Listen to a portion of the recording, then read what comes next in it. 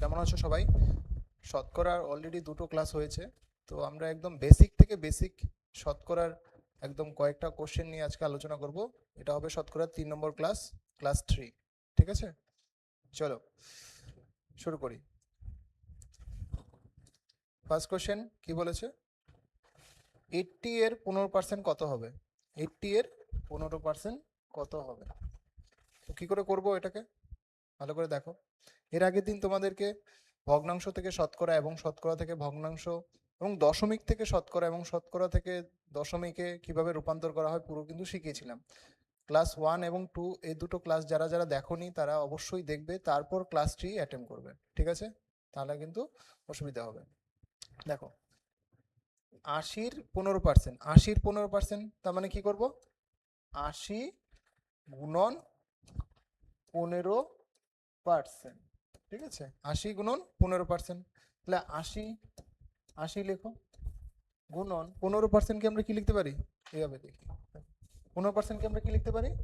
15/100। পার্সেন্টকে আমরা ভগ্নাংশে লিখলে কি হবে? 15/100 হবে কিনা বলো? 100 হবে। এখন 0 দিয়ে একটা 0 কাটো, কাটা যাবে? বেশ। 5 দিয়ে কাটো, 5 দিয়ে কাটলে কত হবে? 3 5 15, 5 দুগুণি 10। 2 দিয়ে 8কে কাটো, কত হবে? 4 দুগুণি 8। তাহলে এদিকে কত পড়ে আছে? 4, এখানে আছে 3, তাহলে 3 4 কত হবে? 12। তাহলে 80-র 15% কত হবে? অপশন বি 12 হবে। ঠিক আছে, তো এটা কিন্তু তোমাদের একদম বেসিক থেকে বেসিক কোশ্চেন একদম শতকরার, বাট এগুলো কিন্তু বের করা শিখতে হবে তোমাদের, তা না হলে কিন্তু যখন আমরা বড় বড় কোশ্চেন করবো সেগুলো কিন্তু তোমাদের প্রবলেম হবে। ঠিক আছে, এরপর দেখো নেক্সট কোশ্চেন। নেক্সট বলেছে কি? বলছে 100 টাকার 5%-এর মান কত টাকা? 100 টাকার 5%-এর মান কত টাকা? তাহলে কি করে করব? এটাকেও সেম একই রকম ভাবে করো। 100 গুণন 5%, তো 100 গুণন 5%, তো 5%কে আমরা কি লিখতে পারি? 100 গুণন 5/100। 100 গুণন 5/100 লিখতে পারি কিনা বলো? আচ্ছা দেখো, তাহলে যদি বলে 100 টাকার 5% কত টাকা হবে, তাহলে দেখো 100 আর 100 কাটাকাটি যায় কিনা বলো? 100 আর 100 কাটাকাটি যায়, তাহলে কত পড়ে থাকবে? 5 টাকা। ঠিক আছে, 100 টাকার 5% কত টাকা হবে? 5 টাকা। তাহলে অপশন এ হবে সঠিক উত্তর। বেশ, এরপর দেখো নেক্সট কি বলেছে।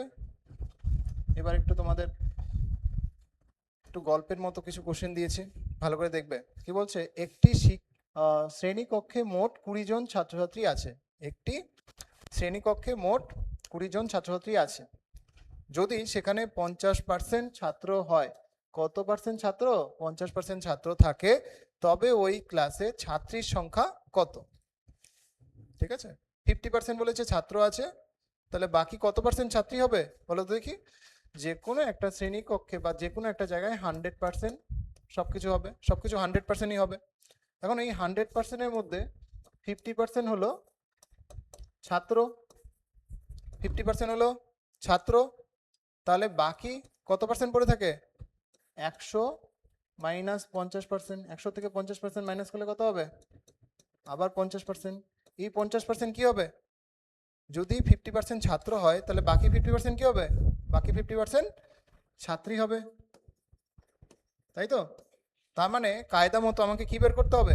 কায়দা মতো আমাদের বের করতে হবে এই যে মোট ছাত্র ছাত্রী, মোট ছাত্রছাত্রী কত? 20।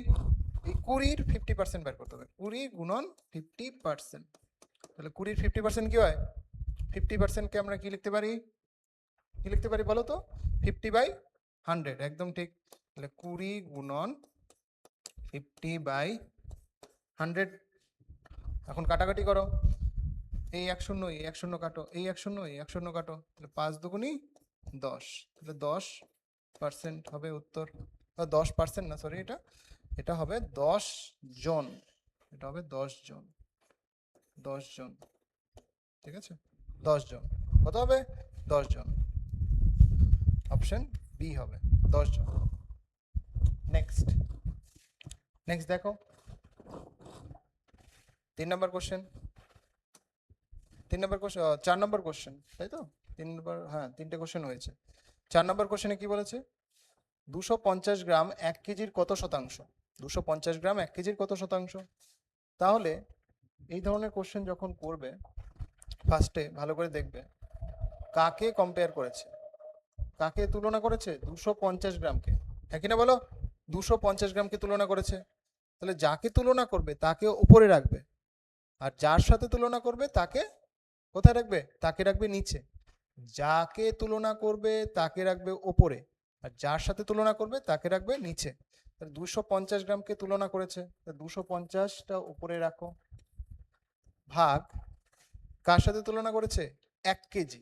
আচ্ছা এখন দেখো, গ্রাম আর কেজি দুটো কি একই ইউনিট হলো, একই একক হলো? না, গ্রাম আর কেজিকে দুটোকে সেম ইউনিটে আনতে হবে। সেম ইউনিট মানে একই এককে আনতে হবে। তাহলে তুমি গ্রামকে গ্রামেই রাখো, কেজিকে গ্রামে করে দাও। তার মানে আমরা জানি 1 কেজি মানে কত হয়? 1000 গ্রাম। তার মানে এটা মানে আমরা 1000 গ্রাম লিখতে পারি। 1 কেজি, 1 কেজি মানে 1000 গ্রাম লিখতে পারি, একদম লিখতে পারি। তাহলে এই কত আছে? 250 গ্রামকে 1000 দিয়ে ভাগ করতে হবে। কারণ কি আমি বললাম 1000-এর সাথে তুলনা করছে, আর শতকরায় বের করতে বলছে, মানে শতাংশ বের করতে বলছে। তাহলে গুণন 100 করো, গুণন 100।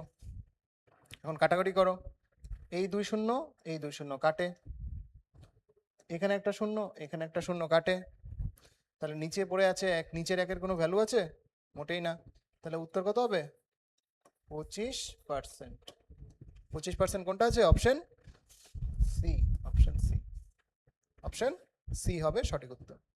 নেক্সট, এটা হলো 5 নম্বর কোশ্চেন। ওকে, 5 নম্বর কোশ্চেনটা তোমাদের হোমওয়ার্ক থাকবে।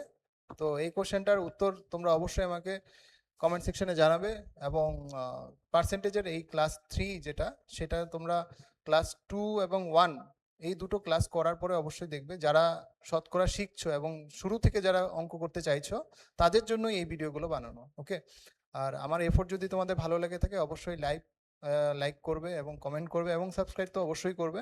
এবং এই ধরনের কিন্তু ইনফরমেশন আমি ছোট ছোট ভিডিও আকারে তোমাদের কাছে দেবো। ঠিক আছে? তো আজকের জন্য এখানেই রাখছি। টাটা সবাইকে, ভালো থেকো এবং অবশ্যই পড়াশোনা করো ভালো করে।